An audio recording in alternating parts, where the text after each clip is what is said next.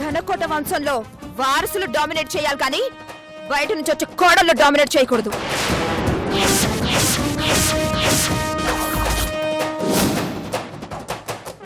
నీ కొడుక్కి వెండి మొల్తాడమ్మా.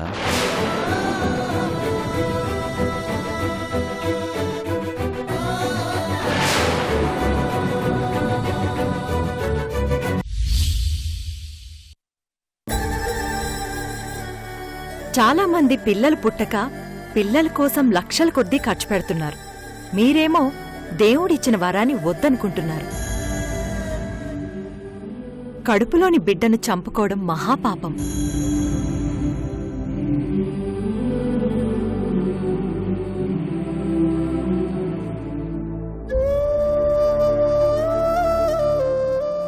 ఈ టాబ్లెట్స్ 3 days మార్నింగ్ నైట్ వేసుకోమ్మా. పిండం కరిగిపోయి అబార్షన్ అయిపోతుంది. Thank you doctor. ఓకేనండి.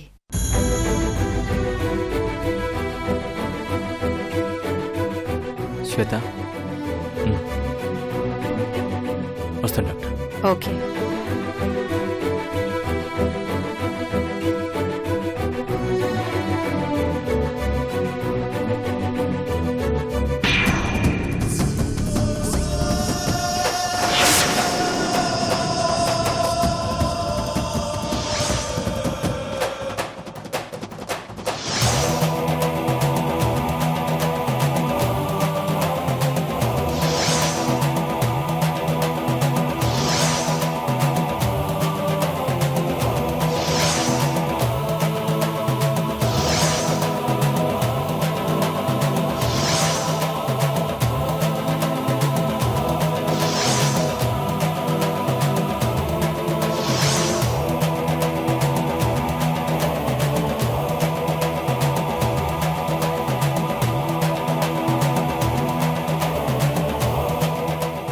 నమస్తే డాక్టర్. నమస్తే అమ్మా, కూర్చో. మా అక్క బావలు అబార్షన్ కోసం వచ్చారా డాక్టర్? వచ్చారమ్మా. టాబ్లెట్స్ ఇచ్చాను. 3 రోజుల్లో అబార్షన్ అయిపోతుందని చెప్పాను. 3 రోజుల్లో నిజంగా అయిపోతుందా డాక్టర్? అబార్షన్ కోసం టాబ్లెట్స్ ఇచ్చుంటే అయిపోయేది. నేనిచ్చింది అబార్షన్ కోసం కాదు కదా.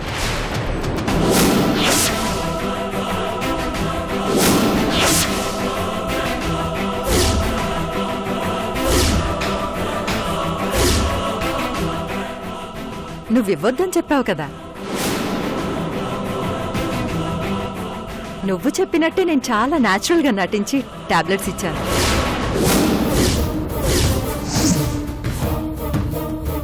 ఎట్టి పరిస్థితుల్లోనూ ఆ పిండం కరగదు, చక్కగా పెరుగుతుంది.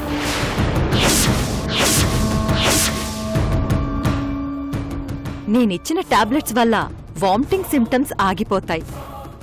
దాంతో వాళ్లకు నేనిచ్చిన టాబ్లెట్స్ పనిచేస్తున్నాయి అనుకుంటారు. Thank you so much doctor.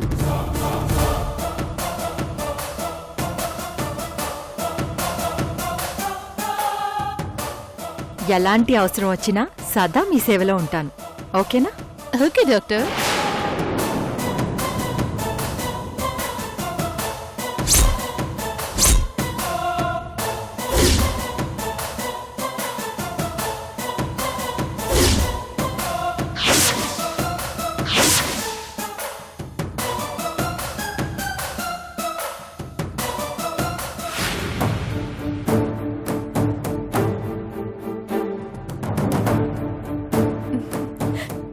అమ్మ చాలు. తినన్నయ్యా, కడుపు నిండా అమ్మ తిను. చాలు చాలు చాలు సంతోషంగా తిను. చాలమ్మా చాలు. ఏంటి విషయం, ఈరోజు చాలా హ్యాపీగా ఉన్నట్టున్నావు? ఆ శ్వేతకి కడుపు అని చెప్పాను కదా. కొంపదీసి పోగొట్టేసావా ఏంటి? ఆ శ్వేత పోగొట్టుకోవాలని ప్లాన్ చేస్తే దాని ప్లాన్ రివర్స్ చేసేసాను. ఏం చేసావురా? అది భావం తీసుకుని అబార్షన్ కోసం హాస్పిటల్కి వచ్చింది. నేను డాక్టర్ చేత ఆ పిండం కరగడానికి బదులుగా పెరగడానికి టాబ్లెట్స్ ఇప్పించాను. ఏంటి? అవునన్నయ్యా. అలా ఎందుకు చేసావురా?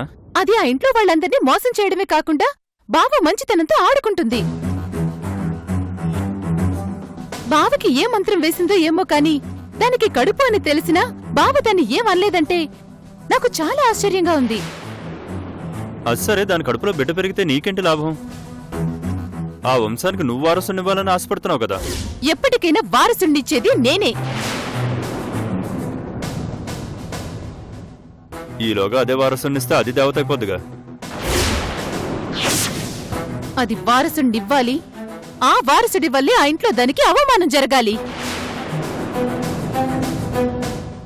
ఆ వారసుని పట్టుకుని అది బయటికి నడవాలి. ఇదంతా ఎలా జరుగుతుంది? ఒకప్పుడు అమ్మ కూడా శ్వేత రేపైపోయిన విషయం చెప్పకుండా ఆపేసింది. ఎందుకమ్మా అని అడిగితే, మీనాక్షి కూతురు మానభంగమైపోయిందని తెలిస్తే పెళ్ళి ఆగిపోతుంది అంతే. అదే రఘురామయ్య ఇంటి కోడలయ్యాక తెలిస్తే అందరి గుండె ఆగిపోతుంది అని చెప్పింది. ఇప్పుడు నేను కూడా అమ్మ మార్గాన్ని అనుసరిస్తా, అనుకున్నది సాధిస్తా.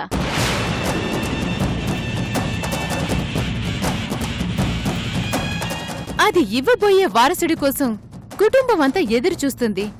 మా పిచ్చి మావయ్య అప్పుడే ఉయ్యాలలో వెండి మొలతాళ్లు చేయించుకొని ముచ్చట పడుతున్నాడు. మా అమాయక పత్త పూజలు ప్రసాదాలు అంటూ గుళ్ళు చుట్టూ తిరుగుతుంది. మా సూత్రధారి సునంద శ్వేత వారసుణ్ణి తన వారసుణ్ణి చేసుకోవాలని తెగ కలలు కంటుంది.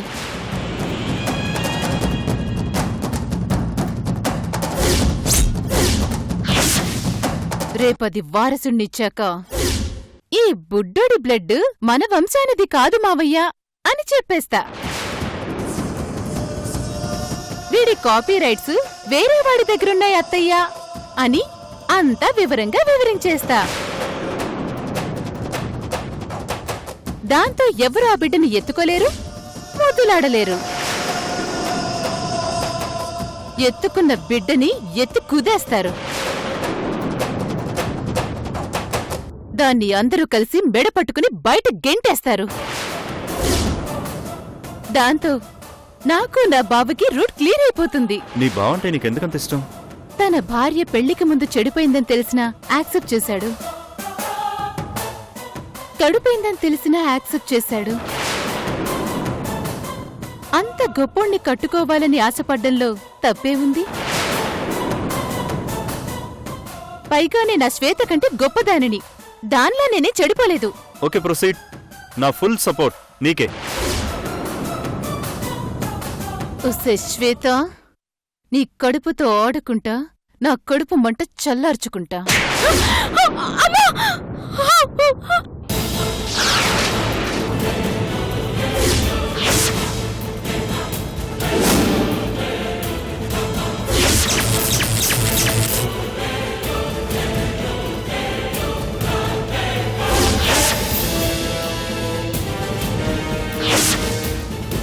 ఒంటరిగా ఉన్న మా అప్పని టార్చర్ పెడతావే? ఎంత ధైర్యమే నీకు?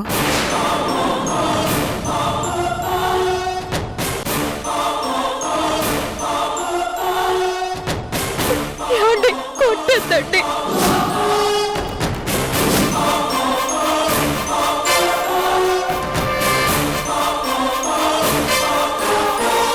కొట్టేద్దండి, కొట్టేద్దండి. పొలమారిన మనిషికి మంచినీళ్ళు ఇవ్వవా?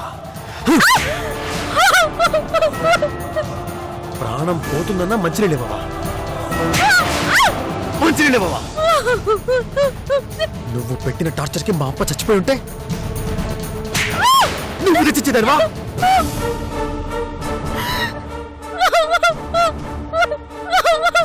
మా అప్పని చంపడానికి ప్లాన్ చేసావు కదా?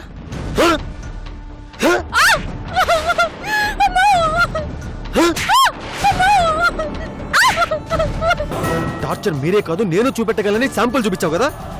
శాంపుల్ చూపించావా? లేదండి.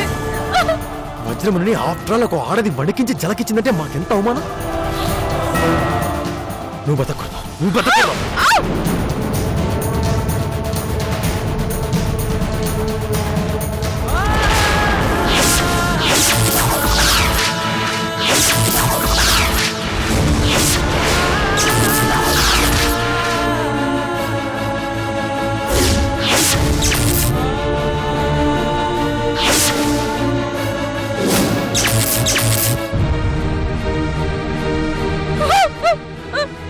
నువ్వు చేసిన పనికి ఈ క్షణమే నేను చంపగలను, కానీ చంపను. ఎందుకో తెలుసా? నీతో కొంచెం పనుంది చెప్తాను రా. దా, దా. కూర్చో కూర్చో జాగ్రత్త కూర్చో కూర్చో.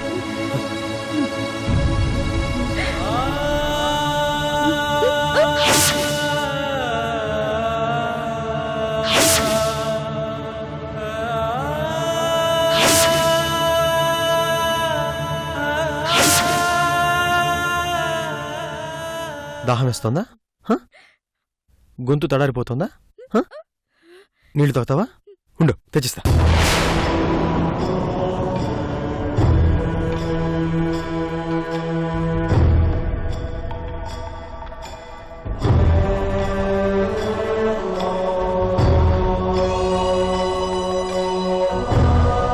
తాగు, తాగు, తాగు!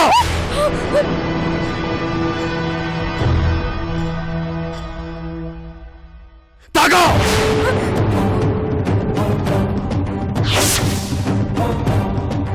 చాలు. ఇప్పుడు చెప్తున్నాను విను. నువ్వు ఎందుకు బతుకున్నారో తెలుసా? నేను నా దేవతను ఇంటికి తీసుకుని వచ్చినప్పుడు హారతి నువ్వే ఇవ్వాలి. మా మొదటి రాత్రి రోజున నువ్వే పాల గ్లాస్ ఇచ్చి పంపించాలి. నా దేవతకి ఉదయం కాఫీ గ్లాస్ ఇచ్చిన దగ్గర నుంచి రాత్రి పాల గ్లాస్ ఇచ్చేంత వరకు అన్ని సేవలు నువ్వే చెయ్యాలి. నాకు నా దేవతకి వారసుడు పుడితే వాణ్ణి నువ్వే ఆడించాలి. ఇవన్నీ చెయ్యాలన్నా చూడాలన్నా నువ్వు బతికుండాలి.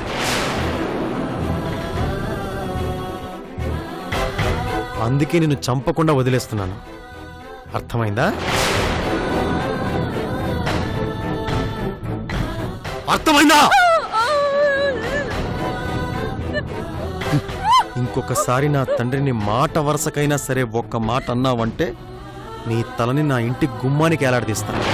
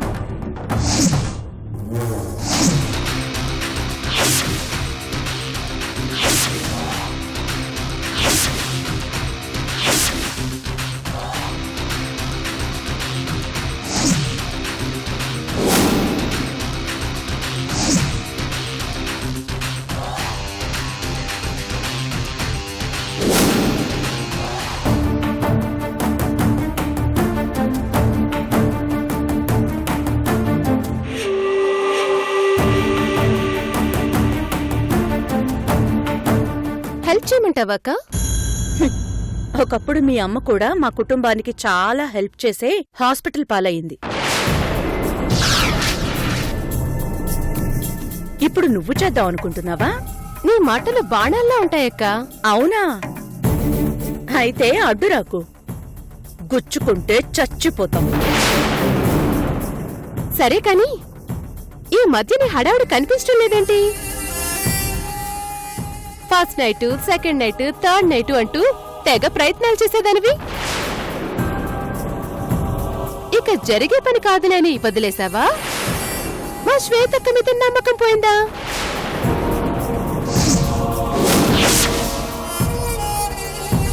ఏ రోజుకైనా నేనే గెలుస్తానని చెప్పాను కదా.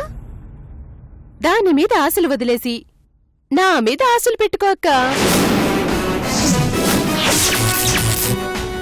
అభిబావతో పండంటి బిడ్డను కనిస్తాను. చక్క పెంచుకోవచ్చు. ఆ కనేదేదో ఆ బుల్లిరాజుతో కని హాస్పిటల్లో ఉన్న మీ అమ్మకివ్వు. కోమాలోంచి బయటకొచ్చి ఆడుకుంటుంది.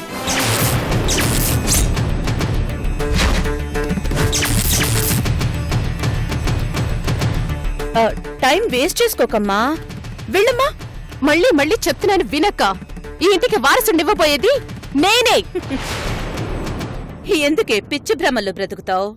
మైండ్ పాడు చేసుకోవటం, ఆరోగ్యం చెడగొట్టుకోవడం తప్ప ఏమీ ప్రయోజనం ఉండదు. వెళ్ళు వెళ్ళు వెళ్ళు వెళ్ళు. సత్తిపండు అమ్మగారు, మాటి మాటికి గేట్ తీయకండి. పురుగులు పాములు లోపలికొస్తున్నాయి. అలాగే అమ్మగారు.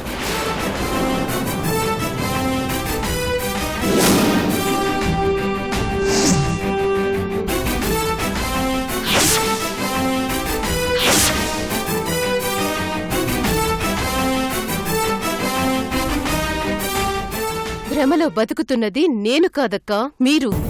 మీ భ్రమలు తొలగిపోయి మబ్బులు విడిపోయే సమయం దగ్గరలోనే ఉంది.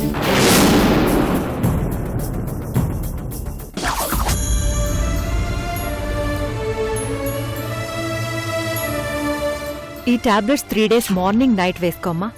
పిండం కరిగిపోయి అబార్షన్ అయిపోతుంది.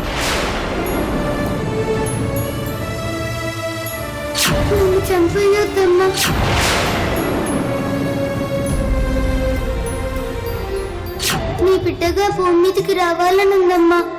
నిన్ను అమ్మ అని పిలవాలనుందమ్మా.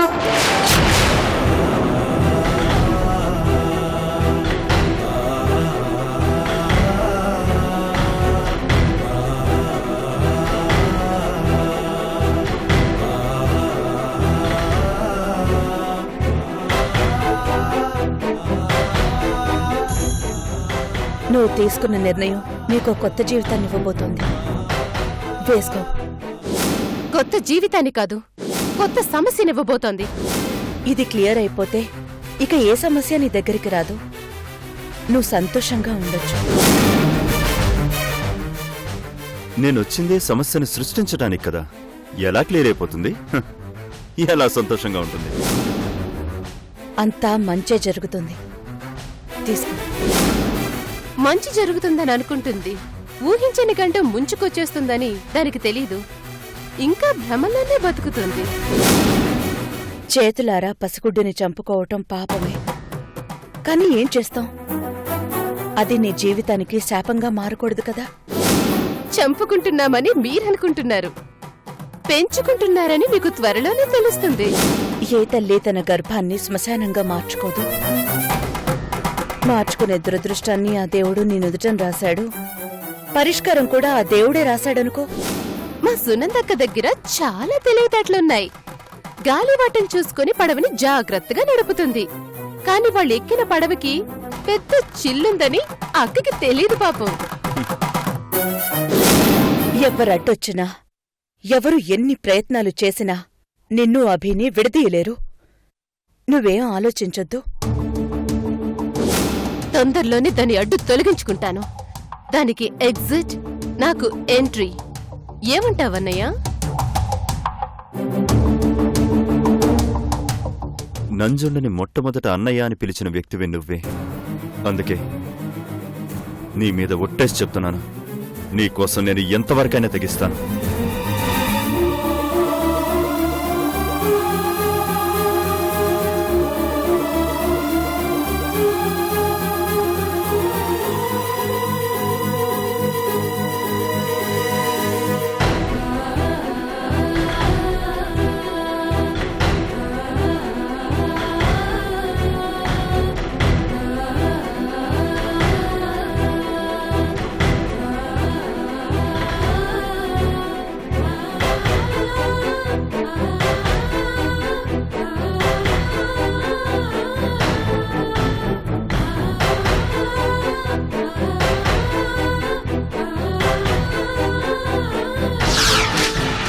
డాక్టర్ ఇచ్చిన టాబ్లెట్స్ ని అది క్రమం తప్పకుండా వేసుకోవాలి.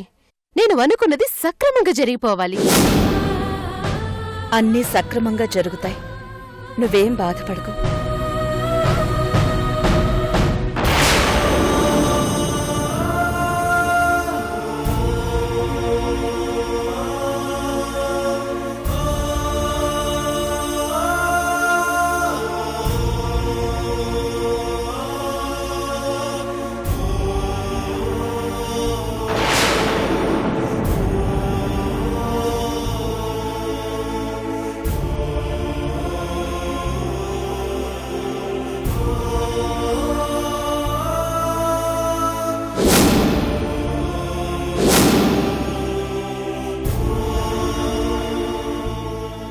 అభి మాల వేసుకున్నావా?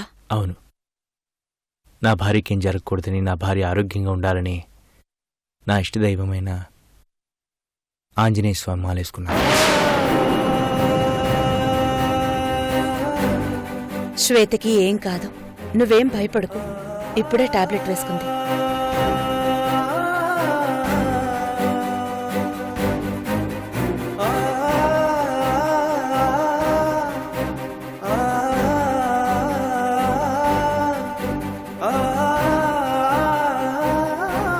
కూర్చో.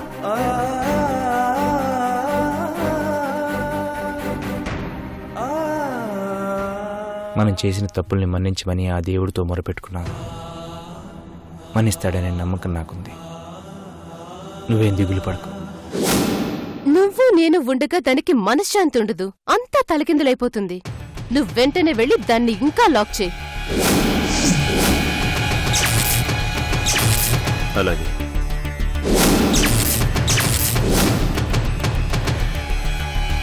ఈ ఒక్కసారికి పంపించండి మావయ్య గారు.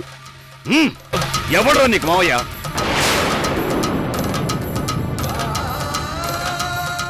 ప్లీజ్ అండి, గాయత్రి పాపమండి, ప్లీజ్ అండి, నేను చెప్పే